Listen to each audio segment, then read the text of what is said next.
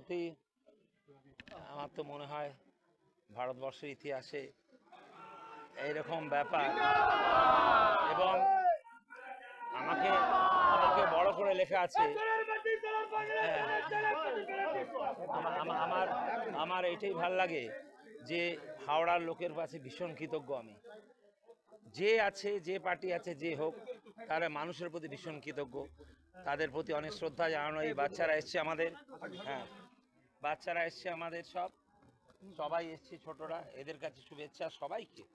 আমার মনে হয় এত বড় একটা ব্যাপার যে 4 বার পর পর একটা এমপি হয়েছি আমি, আর আমি খেলোয়াড় মানুষ, ভারতবর্ষের ইতিহাসে কেউ নেই।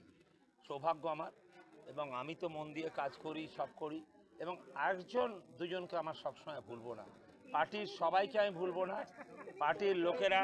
পার্টির লোকেরা ভালোবাসে, পার্টির লোকের সাথে কথা, বাচ্চা ছেলেরা এত কাজ করে, ওরা না থাকলে আমরা হব না। এটা মানতে হবে যে বিজেপি বুঝতে পারলেন যে ওই দিল্লির গল্প করে এখানে আর হয় না, এটাই, হ্যাঁ এখানে হয় না। দিল্লির কথা বলে যে আর দিদি ও দিদি করে যদি মোদি এরম ভাবে করেন, সেটা বাংলা মানবে না। অবদান একদম সবচেয়ে বেশি মমতা ব্যানার্জি, জীবন দিয়ে করেন। ভারতবর্ষের ইতিহাসে তুই বিশ্বাস কর, আমি কোনোদিন এত ভালো নেতা নেত্রী দেখিনি। মমতা একটাই মমতা আসে, আরেকজন হচ্ছে অভিষেক ব্যানার্জি, আমাদের টাইম সব করিয়েছে, সব রকম আই প্যাকের সাথে করি, আমাদের এত সুন্দর জায়গায় নিয়ে এসছে, তুলনাবিহীন।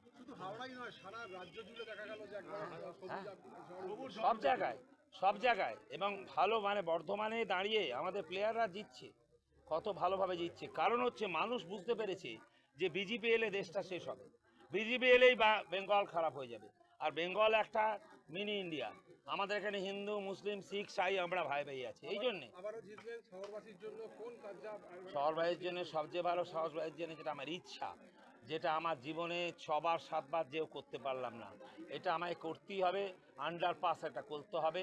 সাঁকরাইলের ওখানে প্রতিটা লোক দাঁড়িয়ে থাকে 1 ঘন্টা করে, এটা বলার পরও করেনি, এটা আমি জবরদস্তি, এটা ফার্স্ট পয়েন্ট আমার। যদি করতে পারা যায়, কমপক্ষে 1 লক্ষ লোক ওখানে থাকে, তারা পায়ের কাছে ধরেছে, দাদা করুন।